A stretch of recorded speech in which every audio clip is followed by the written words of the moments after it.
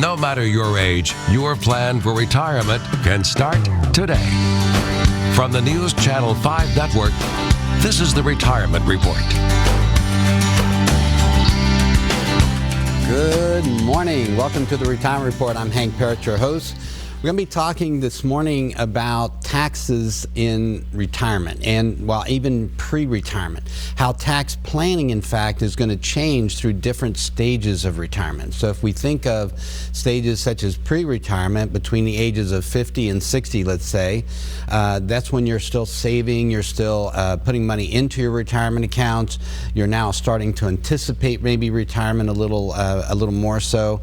For some of you, you may be retiring early, maybe in your mid-50s to early 60s, and in that time frame, how is that going to affect you as far as your taxes and how tax planning is going to change? When you're in that stage, for instance, and you're just putting money into your accounts, that's a different time than when you start taking money out in retirement. And that brings us to the early retirement years, 60 to 70, let's say.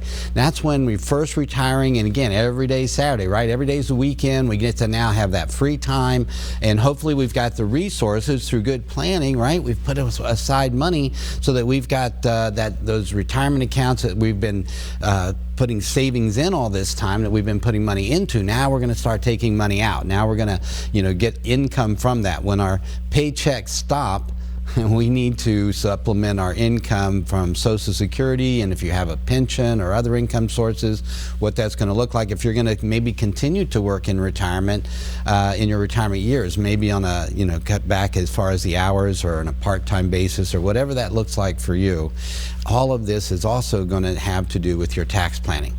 Then as you get into your 70s and 80s, mid-retirement, now's when we also refer to those, Tom Hegna, an economist that first coined this that I had heard of, was the go-go years in early retirement, 60 to 70, the slow-go years, 70 to 80, when we tend to start to now, having done a lot of those things, maybe start to slow down a little bit. And then the no-go years, as he put it, in the 80-plus range. Now, I got to tell you, I've got some clients in that 80-plus range that are just as go-go as the early retirement, but it's all individual. It's all what you like. And some of the things that we also see there in those go-go years, when you're first retired and you've got your health and your energy and hopefully, again, resources and now more time, and we get out and get to do a lot of the things maybe that we have not been able to do as much of up to that point. Those slow-go years we talk about, 70 to 80, now maybe health issues may be coming in, other factors could come into play as well, and our tax planning is going to change. We've got now required minimum distributions, and we're going to talk more about how that affects you and what that means with regard to tax planning as well. And then those no-go years, as we talk about with the 80 plus, but then maybe we're nesting around home more in those later, 70, 80, and maybe we're doing some renovations, or maybe we're just, maybe health issues come up more. Whatever it is for you, this also changes your planning strategies. And it's all planning for those different stages, and planning in those different stages is what we're going to be talking about, and how tax planning in particular, how important that is, because it's a difference of maybe through good tax planning, it can help stretch out your dollars.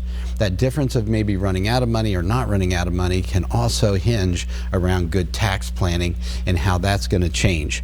So on those 4 stages of retirement, as I was just saying, we just went into, we'll get some slides going for you. One is seek professional tax guidance. This is one of those areas. You see, I bring Dr. Friday on a lot of times.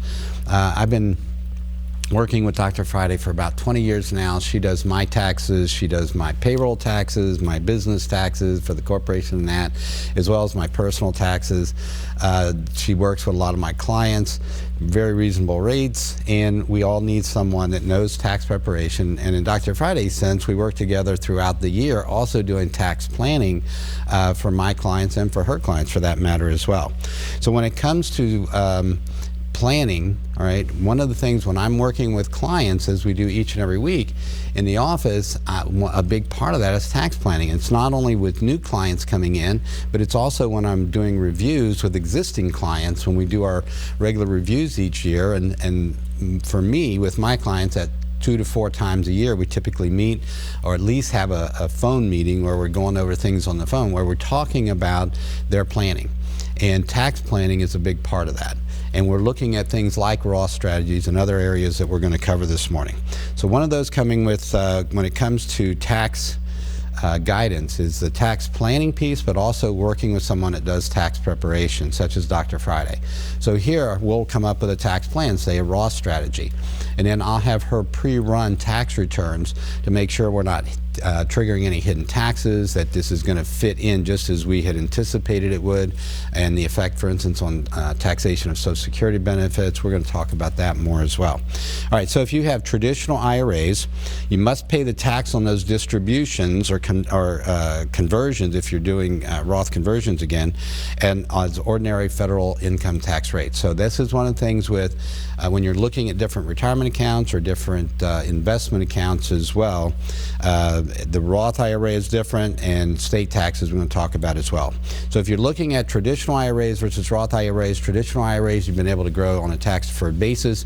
You've got tax deductions when you put money into those accounts, whether that's a 401k, a 403b, SEP IRA, TSP, Thrift Savings Plan for your federal employees and military out there.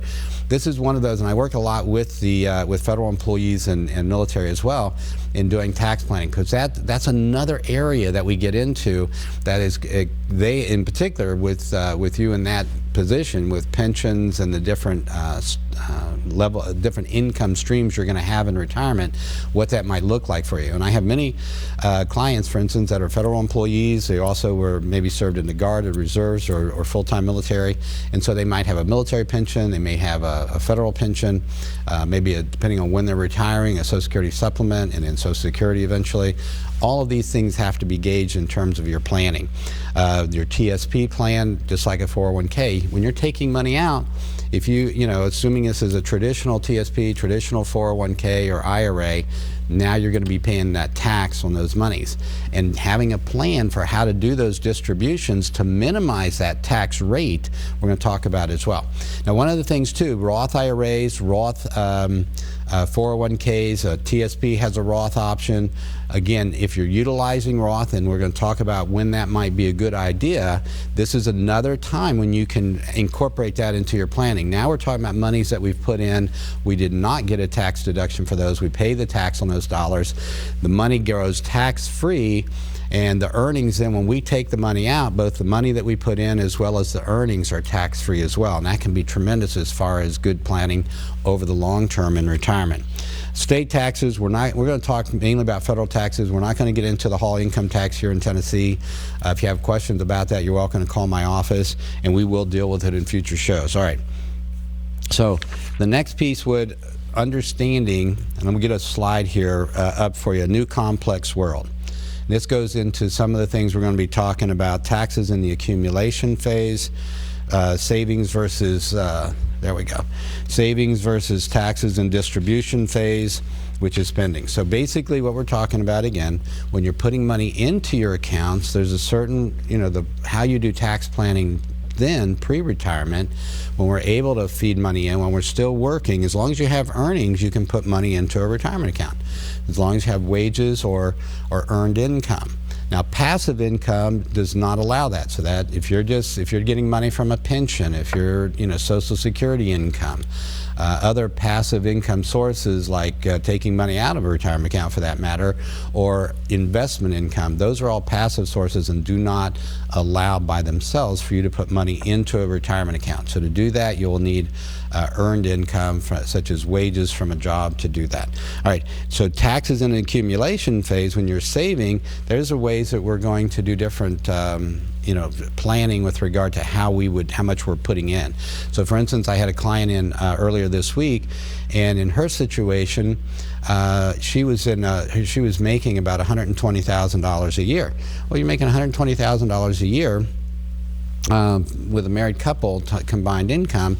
You're going to want to put at least $20,000 into your retirement accounts, if you've got the ability to do that, that's $20,000 that brings you down a tax bracket, and it's going to save you tremendously in retirement. In her situation, in fact, it was going to be a great savings, because when we reduced down that taxable income by increasing the amount, in this situation we maximized the amount putting into her 401k, that brought her down a bracket as far as her taxes went, and when she retires, her income is going to be lower, and her lifestyle is going to match up with that, and she's going to be in a lower tax bracket. That means less tax when she takes money out than what she is going to. So in other words, by doing it now, she saves, say, 30% on tax, versus in retirement, then that's going to be a tremendous benefit to her, because she will only pay about 15% tax on it. So it cut her tax bill in half on those monies. So that's one of the types of things you want to be looking at. Another,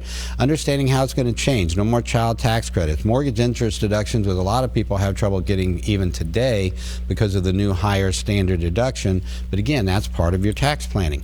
Tax-free employer-paid medical insurance, that's going to change in retirement. Now you're going to have Medicare, and you're going to have some potentially even more out-of-pocket costs for health care in retirement than you did pre-retirement. Understanding how that works and planning for it is an important part as well, and tax implications, which we'll get into again more. Your contributions, again, to 401ks and other savings plans, this again is where that's going to change for you in retirement versus pre-retirement. And then understanding new things you're going to deal with, like Social Security and taxation of those Social Security benefits, required minimum distributions, and what that's going to mean, and how can you control that and plan for those when they come at age 70 and a half. Paying for Medicare, long-term care possibly, or at least planning for long-term care.